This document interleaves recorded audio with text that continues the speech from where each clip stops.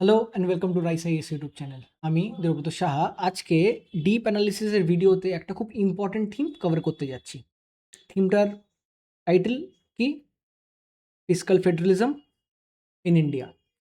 তো এই fiscal federalism খুবই একটা ইম্পর্টেন্ট থিম ইউপিএসসির জন্য, কেন কি UPSC frequently most of the year পর একটা বছর ছেড়ে ছেড়ে কিন্তু ফিসকাল ফেডারালিজমের উপরে প্রশ্ন করে। কোথায় প্রশ্ন করে সেটা দেখব। সেটা দেখার আগে একবার বলে দিই যে এই আর্টিকেলটা যে আপনাদেরকে পড়তে হতো from what from the Hindu news paper, সেটা আপনারা সকালবেলায় জেনে গেছিলেন। From what to read from today's Hindu news paper, সেই রিলেটেড কন্টেন্টও আপনারা ইংলিশ অ্যাজ ওয়েল অ্যাজ বাংলাতেও পেয়ে গেছিলেন। আপনারা নিশ্চয়ই পড়েছেন। সেই রিলেটেডই এখন আমরা ডিসকাশন করবো আরও বেটার ক্ল্যারিটি পাওয়ার জন্য। তো যেরকম যেখানটায় কথাটা বলা হচ্ছিল যে এটা ইউপিএসসিতে আমাদেরকে কোথায় হেল্প করবে। দো এই আর্টিকেলটা ইউপিএসসি টিএসসি জিএস পেপার 3 ইকোনমির প্রসপেক্টিভ দিয়ে ড্র করা, কিন্তু আপনি এখানটায় এটাকে জিএস পেপার 2 পলিটি অ্যান্ড গভর্নেন্সেও কিন্তু ইউজ করতে পারবেন। কেন কি আপনারা এখানটায় মাল্টিপল আর্টিকেলস দেখবেন, যেখানটায় 268 টু 293, 7th শিডিউল দেখবেন, যেখানটায় 246 দেখবেন। At the same point of time এরকম অনেক আর্টিকেল দেখবেন যেগুলো আপনার পলিটির জন্য কিন্তু খুব ইম্পর্টেন্ট। তো আমরা দো একটা হোলিস্টিক আন্ডারস্ট্যান্ডিং জিএস পেপার 3 ইকোনমিক্সের আন্ডারে করবো, কিন্তু এখান দিয়ে কিন্তু আপনারা জিএস পেপার 2 পলিটি অ্যান্ড গভর্নেন্সের জন্য পয়েন্ট জেনারেট করতে পারবেন।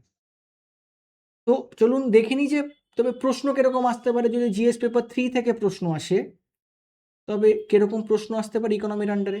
তো এটা 2025-এর একটা প্রশ্ন, একদম কারেন্ট। কিন্তু প্রশ্নটা বলছে examine the evolving pattern of state centre financial relation in the context of plan development in India. How far have the recent reform impacted the fiscal federalism in India. 250 words, 15 marks. 3টে পাতা পাবেন। ওই 3টে পাতাতে কিরকম করে লিখবেন সেই স্ট্রাকচারেই কিন্তু এই কন্টেন্টটা আমরা যেটা বানিয়েছি সেটা, যেখানটায় প্রথমে আপনি একটা ইন্ট্রোডাকশন পাবেন। ইন্ট্রোডাকশানে অনেক সময় আপনারা ভাবেন যে একটা থিঙ্কার হলেও ভালো হয়, সবসময় অনেকজনেরই ইচ্ছা থাকে যে একটা থিঙ্কার দিয়ে ইন্ট্রোডাকশন করব। তো আমরা এখানটায় রিচার্ড মাসগ্রাভের একটা আইডিয়া দেব। সেকেন্ডলি কনস্টিটিউশনাল বেসিস দেব বা ফ্রেমওয়ার্ক দেব এই ফিসকাল ফেডারালিজমের। থার্ড, সোর্স দেব এই ফিসকাল, এই যে ইনকাম বা এক্সপেন্ডিচার, স্পেশালি ইনকামের সোর্স কী কী, আমরা তাদের এক্সপেন্ডিচার দেখব কোথায় কোথায় করছে ডেটার ফরম্যাটে। তার সাথে আমরা ইস্যুস দেখব, কী কী ইস্যুস আছে এই রিলেটেড, আর সেইগুলো কার ওয়ে ফরওয়ার্ড দেখব। অ্যান্ড অ্যাট লাস্ট একটা কনক্লুশন ড্র করব। তো যাতে আপনার এই 3টে পাতা একদম জুডিশিয়াসলি ইউজ হয়, এই কন্টেন্টটা কিন্তু সেইভাবেই বানানো। তো চলুন শুরু করা যাক ইন্ট্রোডাকশন দিয়ে। তো সবার আগে যদি ফিসকাল ফেডারালিজমের ইন্ট্রোডাকশন বলি, প্রথমে ইংলিশে বলবো, তারপরে একদম লেম্যান টার্মসে বাংলাতে বলবো। তো fiscal federalism studies it's a study on what? How revenue rising and expenditure responsibility are divided among federalism বলি স্টেট অ্যান্ড সেন্টার বা different level of government or the 3 tiers, যতগুলো tier in India, in case of India different লেয়ার্সের মধ্যে centre and state, at times third layer যেটাকে আমরা পঞ্চায়েত বা municipalities বলি। আমি আরেকবার বলে দিই আপনাদের এই সুবিধার জন্য ইংলিশে, fiscal federalism studies how revenue rising and expenditure responsibility are divided among different level of governments। বাংলাতে যদি সহজ ভাষায় বোঝাই, তো ফিসকাল ফেডারালিজম এইটার দেখাশোনা বা পড়াশোনা বা পড়া, যেখানটায় ইনকাম আর তার খরচা এই দুটোকে ম্যানেজ করা হয় কাদের? সরকারদের। তো সরকার কত রকমের আছে? ইউনিয়নে আছে, স্টেটে আছে, অ্যান্ড অ্যাট টাইমস লোকাল লেভেলেও আছে। তো এইটা হলো একটা বেসিক ডেফিনেশন।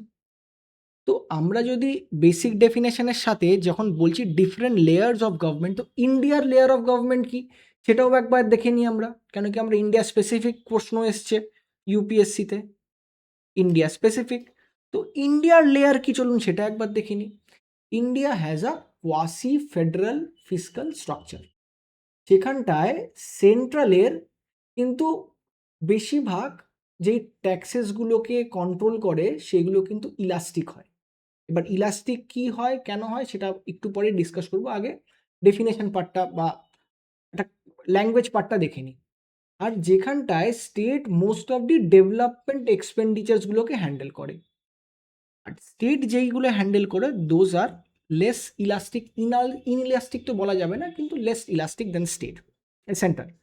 তো আমরা যে ইলাস্টিক রেভিনিউ সোর্স যে বলছি, তো ইলাস্টিকের যখন কার্ভটা ড্র করব, তো ফেয়ার ডেফিনেশন হলো যে কোনো সময় যদি এক্স আর ওয়াই থাকে, তো any changes in X will have more impact on Y.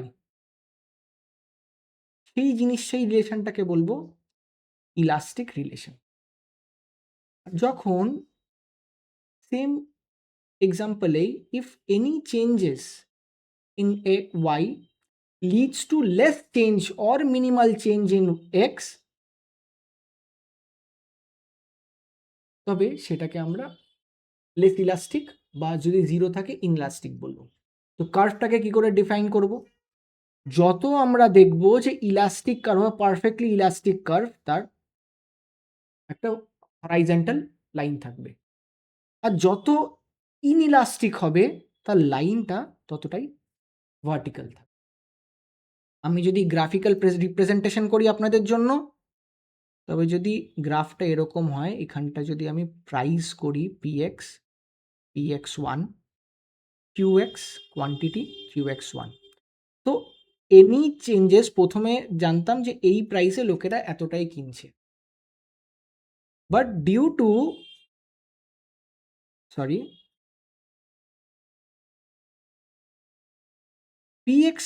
PX1-এ লোকেরা এই কোয়ান্টিটি কিনছে, কিন্তু যখন প্রাইসটা ড্রপ হলো, আমরা জানি কোয়ান্টিটি লোকেরা বেশি পারচেস করবে ইন মোস্ট অফ দি কেসেসে, তখন এরকম একটা ডায়াগ্রাম। তো দেখতে পাচ্ছেন এখানটার ডিফারেন্সটা is less than this difference, though this has driven this. তো আমরা গ্রাফটা কিরকম দেখতে পাচ্ছি, এরকম। আর যত এইটা বাড়তে থাকবে গ্রাফটা কিন্তু ততই এরকম হরাইজন্টাল হতে থাকবে। And same point of time ইনএলাস্টিকের ক্ষেত্রে যদি এখানটার বেশি changes results less in this change, তবে দেখতে পাচ্ছেন গ্রাফটা ততটাই ভার্টিক্যাল হচ্ছে। আর যত ইনইলাস্টিক হবে গ্রাফটা ততটাই এরকম হবে। তো সেকেন্ড স্টেটমেন্টে কোয়াসি ফেডারাল স্ট্রাকচারে যখন আমরা দেখতে পাচ্ছি যে ইন্ডিয়া একটা কোয়াসি ফেডারাল স্ট্রাকচার শেয়ার করে, যেখানটায় সেন্টার ওই ট্যাক্সেসগুলোকে কন্ট্রোল করে, যেরকম ইনকাম ট্যাক্স। যদি ইনকাম ট্যাক্স বাউন্সি থাকে আমাদের কাছে, তবে হালকা চেঞ্জেস ইন ট্যাক্স রেট আমরা দেখতে পারি ট্যাক্সে কিন্তু ইনকামে, সরকারের রেভিনিউ ইনকামে অনেকটা এফেক্ট দেখতে পারি আমরা। কর্পোরেশন ট্যাক্সেও সেম জিনিস। ওয়াইল যদি স্টেট লেভেলের কোনো এক্সপেন্ডিচার করে হেলথে, এডুকেশনে, এগ্রিকালচারে, দো সেটার এফেক্ট দেখতে পারি, কিন্তু সেটা কিন্তু অতটা ইনর্মাস না ইন শর্ট টার্ম যতটা এই ক্ষেত্রে দেখা যেতে পারে। এর জন্য এখানটায় এই কোয়াসি ফেডারাল স্ট্রাকচারটাকে এইভাবে ডিফাইন করে। এবার যেরকম আমি আপনাকে বলছিলাম যে প্রথমে যদি আপনি চান যে ইন্ট্রোডাকশনে আপনি একটু কোনো ফিলোসফার বা থিঙ্কার বা সায়েন্টিস্টের কথা বলবেন, তো আপনি রিকার্ডসের কথা বলতে পারেন। রিকার্ডসের থিওরি আছে, থিওরি অফ পাবলিক এক্সপেন্ডিচার। তো সেখানটায় উনি এইটা পয়েস্ট করেন যে গভর্নমেন্টের spending should maximize in social benefit while minimizing burden on tax. তো আমরা কিন্তু সেরকমই কিছু একটা আইডিয়া ইন্ডিয়াতেও দেখতে পারি, যেখানটায় আমাদের ইনভেস্টমেন্ট বা গভর্নমেন্টের থেকে যে এক্সপেন্ডিচার হয় ওগুলো তার মানে মোস্টলি কিন্তু আমাদের সোশ্যাল সেক্টরে ইনভেস্ট করা হয়, আর at the same point of time তার যাতে সোশ্যাল বেনিফিটসও বেশি পাওয়া যায়। আর সরকার এটা সবসময় চেষ্টা করে যে আমাদের জনগণ থেকে যেন ট্যাক্সটা কম নেওয়া হয়। তো সেখানটায় রিকার্ডস তিনটে ভাগে ভাগ করে এই ফাংশনটাকে। প্রথম থাকে হলো অ্যালোকেশন, যে কাকে কি অ্যালোকেট করবে পাবলিক গুডসের ক্ষেত্রে, কেন কি পাবলিক গুডসে তাদের কন্ট্রোল আছে। তারপরে ডিস্ট্রিবিউশন করবে, ইকুইটি, যাতে সবাই সমান পায়। ইকুয়ালিটি যাতে সমান সমান পায়, আর ইকুইটি যাতে যার যতটা দরকার সে ততটা পায়। আর তার সাথে এইটা করতে গিয়ে যাতে স্টেবিলাইজেশন আমাদের হ্যাম্পার না হয়ে যায়, যাতে ম্যাক্রো ইকোনমিক হেলথ ওভারঅল যাতে ঠিক থাকে। তো আপনি যদি সাম আপ করেন ফিসকাল ফেডারালিজম, আপনি দেখবেন এই তিনটে জিনিসের মধ্যেই কিন্তু আইডিয়াটা ঘোরাফেরা করছে। কিরকম? অ্যালোকেশন করছে স্টেট থেকে, ইউনিয়ন থেকে স্টেট, স্টেট থেকে আমজনতার কাছে এক্সপেন্ডিচারটা যাচ্ছে, ডিস্ট্রিবিউট করছে সেখানটায় কার কি দরকার, কিসে দরকার, public revenue expenditure, capital expenditure, তার মধ্যেও আমরা এখন আর প্ল্যান্ড আর নন প্ল্যান্ড মানি না, কিন্তু তার মধ্যে অনেক ভাগ আছে, সেটা করছে। আর তার সাথে এটাও ইনশিওর করছে যাতে স্টেবিলিটি, গ্রোথ, ইকোনমি যাতে স্টেবিলিটি মেনটেন থাকে। তো ফিসকাল ফেডারালিজমে আমরা একটা কোর আইডিয়া পেয়ে গেল। এবার চলুন আমরা কনস্টিটিউশনাল ফ্রেমওয়ার্ক দেখে নিই, এই ফিসকাল ফেডারালিজমের কনস্টিটিউশনাল ফ্রেমওয়ার্ক কি আছে। তো এইটা আমরা মোস্টলি কনস্টিটিউশনের পার্ট 12 আর্টিকেল 268 টু 293 মধ্যে পড়ব। তো সবার প্রথমে যদি ডিভিশনটা আমরা দেখি, ডিভিশন অফ ট্যাক্সিং পাওয়ার, কে কি ট্যাক্স করতে পারবে সেটা আমরা কোথা থেকে পাচ্ছি, সেটা আমরা পাচ্ছি আর্টিকেল 246। হ্যাঁ, আপনারা জানেন যে আপনারা বলছেন যে শেডিউলেও আছে, ইয়েস, এটা 7 শেডিউলে মেনশন করা আছে।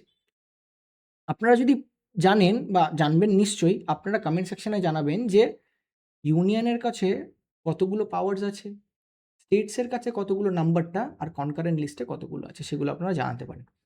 তো 7 শিডিউলে union list has exclusive power over income tax except agriculture, customs, corporate tax, excise, central excise, আর তার সাথে টাবাকু, পেট্রোলিয়াম। স্টেটের কাছেও কিছু কিছু পাওয়ার আছে। স্টেট কিসের উপরে এক্সক্লুসিভ পাওয়ার হোল্ড করে? ল্যান্ড রেভিনিউর উপরে পাওয়ার হোল্ড করে, স্টেট এক্সাইজের উপরে হোল্ড করে, যেটা অ্যালকোহল বলি, স্ট্যাম্প ডিউটির উপরে হোল্ড করে, আর এখানটায় যেটা এগ্রিকালচারটা বেরিয়ে যাচ্ছিল সেই এগ্রিকালচারটাও স্টেট হোল্ড করে। আর কিছু একটা কনকারেন্ট লিস্ট আছে যেখানটায় দুজনেরই পাওয়ার আছে, যেটা খুব মিনিমাল, আর তার মধ্যে মোস্টলি রেগুলেটরি পাওয়ারসই থাকে, কিন্তু এরকমও লিস্ট আছে যেখানটায় দুজনেরই কনকারেন্সে চলে এই আপনার ফিসকালটা পার্টটা। আমরা যদি নেক্সট আর্টিকেলে চলে যাই, ওইটারই আরেকটা পার্ট 246A। এইটা আমরা একটা অ্যামেন্ডমেন্টস, আমরা সবাই জানি 101 জিএসটি অ্যামেন্ডমেন্ট যেটাকে আমরা বলি, সেটার মাধ্যম দিয়ে আনা হয়েছিল, যেখানটায় দুজনেই সেন্টার অ্যান্ড স্টেটকে অ্যালাউ করে levy GST on the same transaction.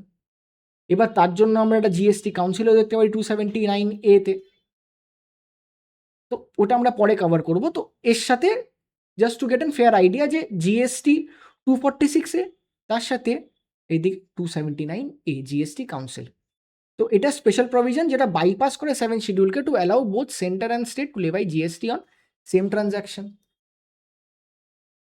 এরপরে আমরা কোথায় কোথায় তাদের ট্যাক্সিং ডিভিশনটা দেখলাম, এরপরে আমরা দেখবো হলো তাদের রেভিনিউ ডিস্ট্রিবিউশনটা, কে কোন টাকাটা নেয়। আমরা তো দেখলাম কে কিসের উপরে ট্যাক্স লাগাতে পারবে, এবার কে কোন টাকাটা নেয় সেটা আমরা দেখব। সেটা মেজরলি আমরা 268 আর্টিকেল টু 271 আর্টিকেলের আন্ডারে দেখব। যেখানটায় প্রথমে 268 আর্টিকেলে আমরা দেখব যে যেখানটায় ইউনিয়ন লেভিস করে, ট্যাক্সটাকে লাগায়, ধরুন একটা এক্স প্রোডাক্ট, এর উপরে কত ট্যাক্স হবে সেটা ইউনিয়ন ঠিক করছে, কিন্তু সেইটাকে কালেক্ট কিন্তু ইউনিয়ন করছে না, সেটাকে কালেক্ট করছে কি? স্টেট। আর রাখছে কি? স্টেট নিজের কাছে। এক্সাম্পল কি হতে পারে? Stamp duty. আমরা নেক্সট আর্টিকেল দেখব 269। এখানটায় ইউনিয়ন লেভি করছে, কালেক্ট ইউনিয়ন করছে, কিন্তু স্টেটদেরকে অ্যাসাইন করা হচ্ছে। আবার একটা এক্সাম্পল ওয়াই, এর উপরে কত ট্যাক্স লাগা হবে এটা ইউনিয়ন ঠিক করছে। এটার উপরে এটাকে কালেক্টও কিন্তু ইউনিয়ন করছে, কিন্তু এর প্রসিডটা ইউনিয়ন ভাগ করছে স্টেটের সাথে, ফুললি হয় ফুললি বা পার্শিয়ালি হয় পার্শিয়ালি। এটা সেন্টার করেই থাকে নেট প্রসিডসের মাধ্যম দিয়ে। আমরা পরের দিকে যখন ফাইন্যান্স কমিশন তার রেকমেন্ডেশন দেখবো এই আর্টিকেলের মধ্যে, তখন আমরা আরও পার্টিকুলারলি জিনিসটাকে পড়বো যে এই 41% বা এই ভার্টিক্যাল ডেভলিউশন, এই পার্টগুলো একদম প্রিসাইসলি পড়বো। তো এই নেট প্রসিড কিন্তু মাথায় রাখতে হবে এক্সেপ্ট সেস অ্যান্ড সারচার্জ। আচ্ছা, এই সেস অ্যান্ড সারচার্জের জন্য কিন্তু কিছু ইস্যুস আসছে, তো এই পার্টটাকেও আমরা কিন্তু মাথায় রাখবো, কেন কি এই পার্টটাকে আমরা পরে দেখবো যে এইটা রিলেটেড ইস্যু কী করে হচ্ছে। নেক্সট আর্টিকেল আমরা যদি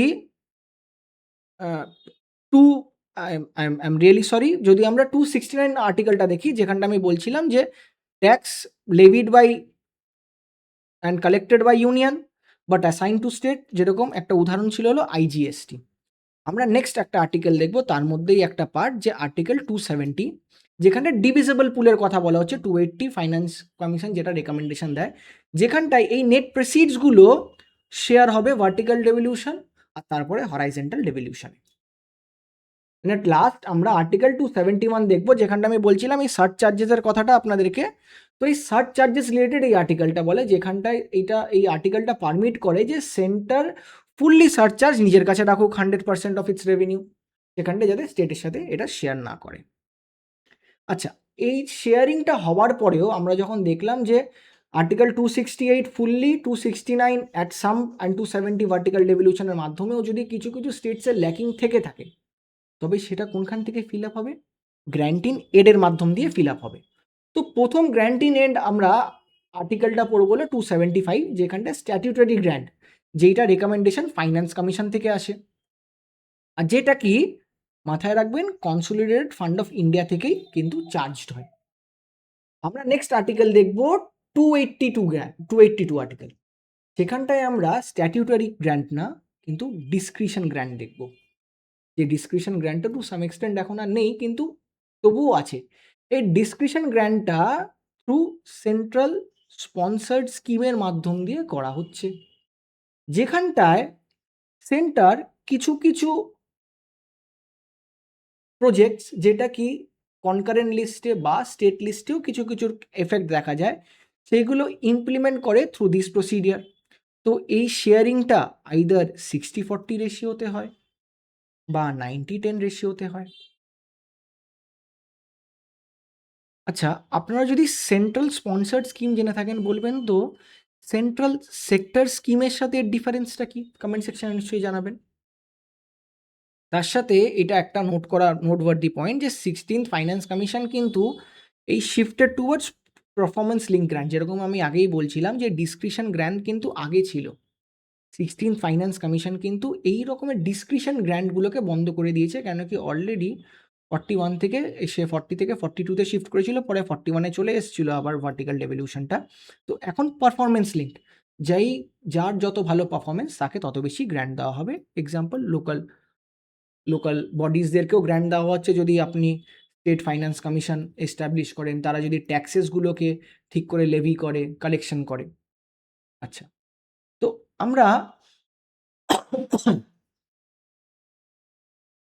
আমরা ডিভিশন দেখলাম, ট্যাক্সেশন কে কিরকম ডিভিশন করতে পারে, তার ডিস্ট্রিবিউশন দেখলাম, আর at the same point of time এতে কিছু ল্যাকিং যদি থেকে থাকে ফিলার্স দেখলাম গ্র্যান্ট ইন এর মাধ্যম দিয়ে।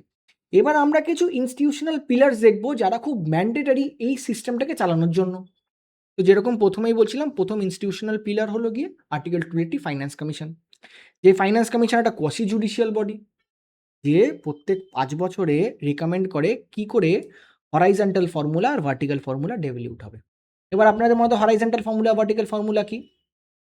তো ধরুন এই যে 269, 270, এই 269 আর 270 দিয়ে যেই অ্যামাউন্টটা এই ডিভিজিবল পুলে ইনকামটা এসছে, সেটা ফাইন্যান্স কমিশন প্রত্যেক 5 বছরে একবার বসে ডিসাইড করবে যে কতটা পার্সেন্ট সে স্টেটকে দেওয়া হবে। তো এইটাকে আমরা বলবো ভার্টিক্যাল ডেভলিউশন। এখন যেই অ্যামাউন্টটা স্টেটকে দেওয়া হবে, এবার সেই অ্যামাউন্টটা কোন স্টেটকে কোন প্যারামিটারে কতটা পাবে সেটাকে ডিসাইড হবে হরাইজন্টাল ডেভলিউশনে। তো ফাইন্যান্স কমিশনের কাজ কি? এই হরাইজন্টাল ডেভলিউশন আর ভার্টিক্যাল ডেভলিউশনের ফর্মুলাটাকে ডিসাইড করা। At the same point of time যেরকম আমরা পড়ছিলাম যে আর্টিকেল 279A, কেন কি আমরা আগে দেখেছি যে জিএসটি কাউন্সিলের একটা অ্যাক্ট ছিল, আপনাদের নিশ্চয়ই মনে, জিএসটি কাউন্সিলের যে অ্যাক্ট, এই জিএসটির জন্য একটা অ্যাক্ট ছিল, আপনাদের নিশ্চয়ই মনে পড়ছে। তো সেই অ্যাক্টটা ভিত্তিতে একটা কাউন্সিল এস্টাবলিশ করা হয়েছে, যে কাউন্সিলের কাজ কি? যে এই জিএসটি রিলেটেড সব ম্যাটার্সগুলোকে টেক আপ করবে। তার কম্পোজিশন কীরকম, তার ডিসিশন কী করে নেওয়া হবে? 75% মেজরিটি, 2/3 মেজরিটি। আর কীরকম করে ভাগ করা আছে এখানটায়? 1/3 শেয়ার সেন্টারের কাছে আছে, আর বাকি 2/3 শেয়ার স্টেটের কাছে আছে। তো আমরা এই পার্টটাও দেখে নিলাম যে কি ইনস্টিটিউশনাল পিলার্স কারা কারা আছে। এবার তো এরকমও হতে পারে যে এই গ্র্যান্টিন এইড, কেন কি এটা ফিলার্স গ্যাপ ছিল, গ্র্যান্টিন এইড দেওয়ার পরেও কিছু ব্যাকলগ থেকে যাচ্ছে, কেন কি আমরা দেখেছিলাম যে স্টেটের ক্ষেত্রে এটা কিন্তু খুব ইট ইজ লেস ইলাস্টিক দেন সেন্টারের ক্ষেত্রে।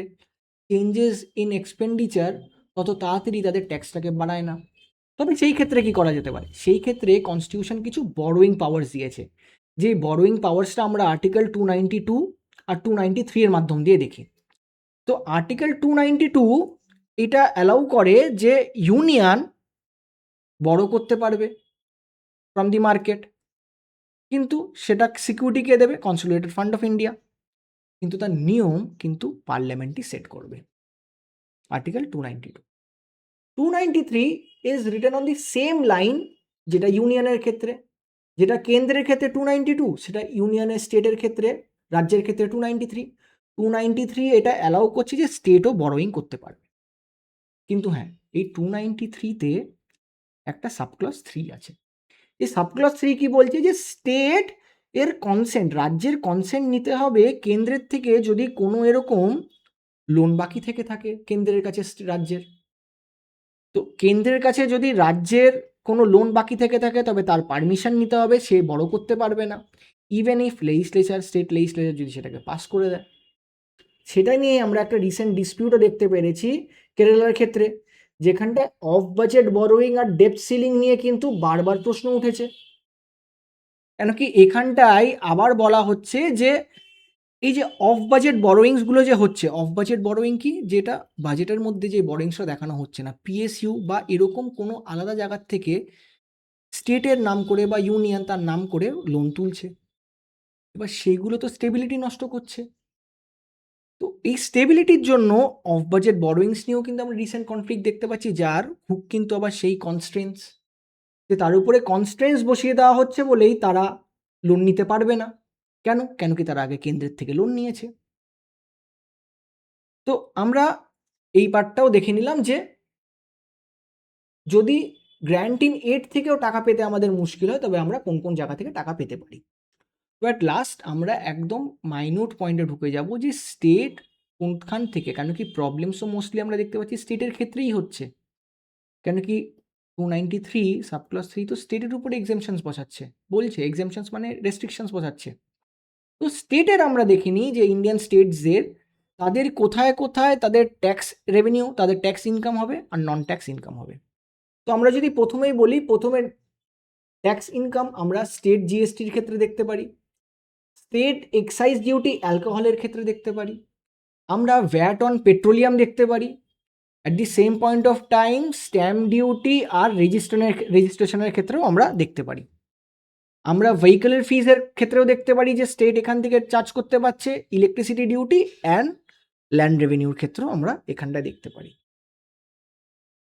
এখানটায় ডাইভ ইন করার আগে নন ট্যাক্স কী কী হতে পারে, নন ট্যাক্স হতে পারে ইউজার চার্জেস, যেরকম ইরিগেশন হতে পারে, আপনার আপনার এডুকেশন হতে পারে, আপনার হসপিটাল হতে পারে, আপনার ইন্টারেস্ট রিসিপ্টও হতে পারে, যেই লোনটা আপনি কোনো পিএসইউ বা কাউকে দিয়েছিলেন এখান থেকে আপনি ইনকাম পাচ্ছেন। আপনি ডিভিডেন্টও পেতে পারেন স্টেট পিএসইউস থেকে। At the same point of time mining থেকে রয়্যালটিও পেতে পারেন, আর লটারি প্রসিডস থেকেও কিন্তু পেতে পারেন। তো স্টেট জিএসটি যেরকম আমরা জানলাম 279 ওই 279A আর ওদিকে 246A, যেটার মাধ্যম দিয়ে আপনার ট্যাক্স লেভি করতে পারেন। স্টেট এক্সাইজ ডিউটির থেকেও, কেন কি স্টেটের ক্ষেত্রে কিছু এক্সাইজ ডিউটি এখনও এক্সামশনস করা আছে, জিএসটির মধ্যে ঢোকানো হয়নি, যেরকম অ্যালকোহল কনজাম্পশন, নার্কোটিক্সের ক্ষেত্রে, যেটাকে আমরা সিনট্যাক্স হিসাবেও ধরি। পেট্রোলিয়ামটাকেও ঢোকানো হয়নি ভ্যাটের মাধ্যম দিয়ে। স্ট্যাম্প ডিউটি রেজিস্ট্রেশন, আপনারা জানেন আপনারা যখন নতুন কোনো অ্যাসেট পারচেস করেন, স্পেশালি ঘর, তখন তার জন্য আপনাদেরকে স্ট্যাম্প ডিউটি আর রেজিস্ট্রেশন ফিস ভরতে হয়, সেটাও কিন্তু কেন্দ্রের কাছে যায় না, রাজ্যের কাছে যায়। আপনারা যখন গাড়ি কেনেন, সেটার যখন সিএফ হয়, সেই যে ট্যাক্সেসগুলো লাগে সেটাও কিন্তু রাজ্যের কাছেই থাকে। ল্যান্ড জমির ক্ষেত্রে যেই ট্যাক্সটা, খাজনাটা আপনারা দেন সেটাও, আর ইলেকট্রিসিটি ডিউটিটাও কিন্তু স্টেটের ক্ষেত্রেও যায়, স্টেটের কাছে যায়। আরেকটা আছে প্রফেশনাল ট্যাক্স, এরকম আরও অনেক আছে যেটা এখানটা মেনশন করা নেই, মোস্টলি মেনলিগুলো মেনশন করা আছে, মেনগুলো। নন স্টেটের ক্ষেত্রে কী কী হতে পারে? ইউজার চার্জেস হতে পারে, যেরকম ইরিগেশনের ক্ষেত্রে, কেন কি আমরা জানি ইনকাম ফ্রম এগ্রিকালচার সেটা স্টেটের কাছে পড়ে। গভর্নমেন্ট ফিজের, কলেজের, হেলথ হসপিটালদের ফিস, ইন্টারেস্ট রিসিভ যেরকম বলছিলাম স্টেট পিএসইউস বা লোকাল বডিজ থেকে আপনি ইন্টারেস্ট যে লোনটা দিয়েছেন সেখান থেকে ইন্টারেস্ট পেতে পারেন, ডিভিডেন্ড পেতে পারেন, প্রফিট পেতে পারেন আপনি যে স্টেট পিএসইউসগুলো আছে, মাইনিং রয়্যালটি পেতে পারেন, তার সাথে লটারি প্রসিডসের মাধ্যম দিয়েও হতে পারে। আর অ্যাট লাস্ট যেরকম আবার উপরে ডেভলিউশন পড়ছিলাম, ট্রান্সফার ফ্রম স্টেটও হবে, কেন কি একটা ট্যাক্স, একটা নন ট্যাক্স, আরেকটা স্টেট থেকে ট্রান্সফার। তো স্টেট থেকে ট্রান্সফার কী কী ভিত্তিতে হতে পারে? ট্যাক্স ডেভলিউশনের ভিত্তিতে হতে পারে, যেরকম আগেই দেখেছি আর্টিকেল 270 যেরকম বলছে 41% ফাইন্যান্স কমিশনের রেকমেন্ডেশন। গ্র্যান্ট ইন এড কী ভিত্তিতে হতে পারে? আর্টিকেল 275 আমরা অলরেডি দেখে নিয়েছিলাম, revenue deficit grant. In case যখন কোনো স্টেটের কিছু দরকার হবে তখন তারা এই মাধ্যম দিয়ে করবে, লোকাল বডিজের ক্ষেত্রেও দেখতে পারি। At the same point of time আমরা আর্টিকেল 282ও দেখে নিয়েছি, যেখানটায় স্টেট ট্রান্সফার করে সেন্ট্রাল স্পন্সার স্কিমের ক্ষেত্রে।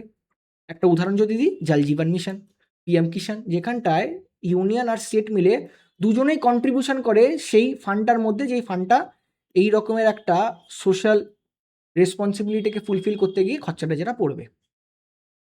তো ইনকামটা দেখে নিলাম, সোর্সেসগুলো তার দেখে নিলাম, এবার কি ইস্যুসগুলো দেখি যে এই রিলেটেড কি ইস্যুস কি আছে, কেন কি কোশ্চেনেও কিন্তু ইস্যুস রিলেটেড কিন্তু আমরা দেখেছি প্রশ্নতে কিন্তু জিজ্ঞেস করেছে। রিফর্ম ইম্প্যাক্টেড রিসেন্ট রিফর্মস, তার জন্য তার সাথে কি ইস্যুস এসছে। তো ইস্যুসে যদি সবার আগে আমরা দেখি, আমরা ইস্যুসে সবাই একটা প্রবলেম দেখতে পাচ্ছি, যেখানটা ভার্টিক্যাল ফিসক্যাল ইমব্যালেন্স দেখতে পাচ্ছি। কেন সেটা পরের দিকে দেখব। তার সাথে মনে আছে আপনাকে বলেছিলাম যে সেস আর সারচার্জেস আর্টিকেল 271 সেটা কিন্তু ইউনিয়ন স্টেটের সাথে শেয়ার করে না, সেটা নিয়েও একটা প্রবলেম। জিএসটি আসার পরে একটা অটোনমিতেও কোথাও না কোথাও একটা প্রশ্ন এসে যাচ্ছে 246 সাবক্লজে, সেখানটাও কিছু একটা মিস হ্যাপেন প্রমিস হচ্ছে। তার সাথে বরোয়িং কনসিস্টেন্সিটাকে 293 যেরকম পড়েছি, 293 সাবক্লজ 3 এর জন্য একটা নেট বরোয়িং সিলিং অ্যাপ্লাই করা দেওয়া হচ্ছে, আর সেন্ট্রাল স্পন্সর স্কিম যেরকম দেখবো আমরা।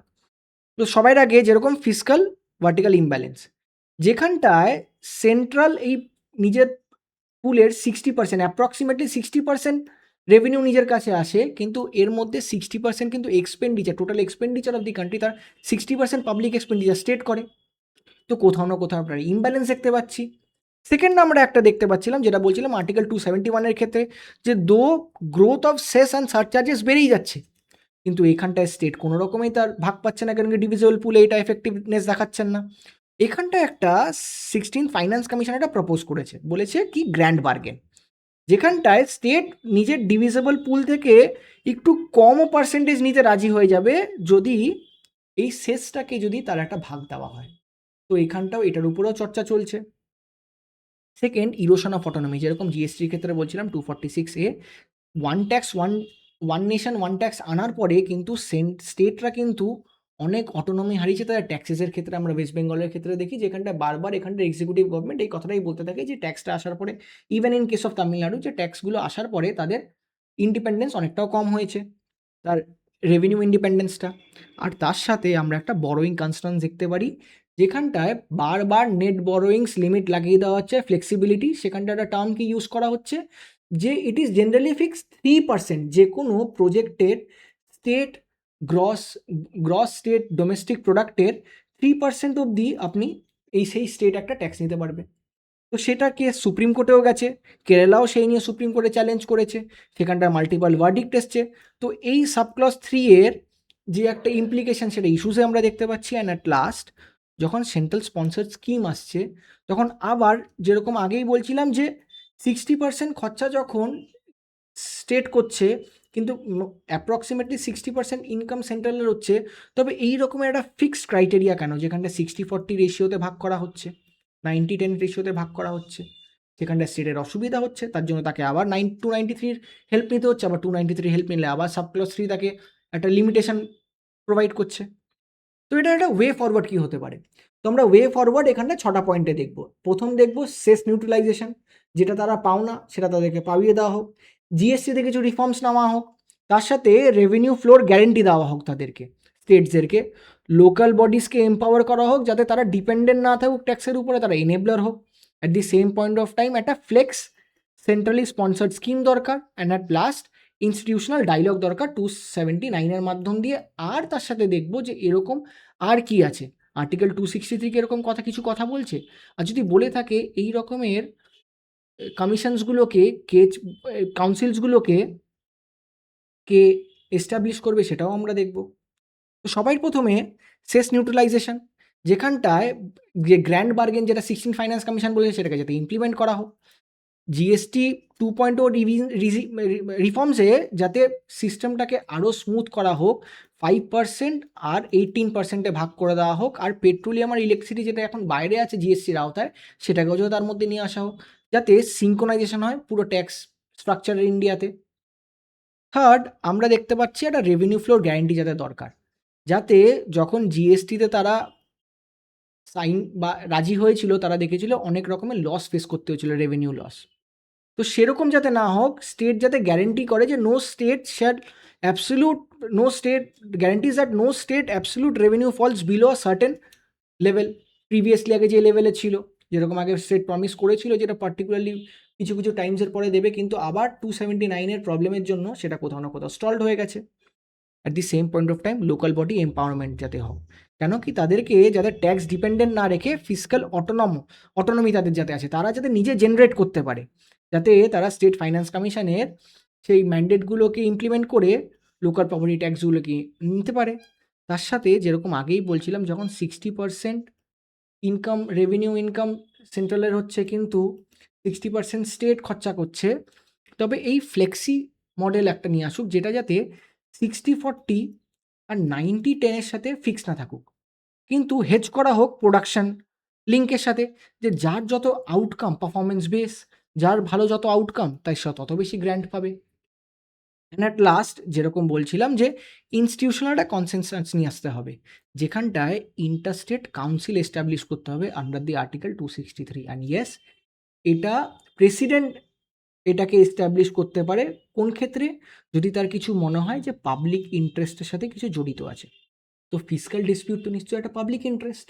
তো প্রেসিডেন্ট যাতে এরকম 263 আর্টিকেলের আন্ডারে একটা ইন্টারস্টেট কাউন্সিল যাতে এস্টাবলিশ করুক, যেটার মাধ্যম দিয়ে যাতে আরও এক্সিকিউটিভ এফেক্টিভ ডায়লগসগুলো যাতে এনহ্যান্স হয়।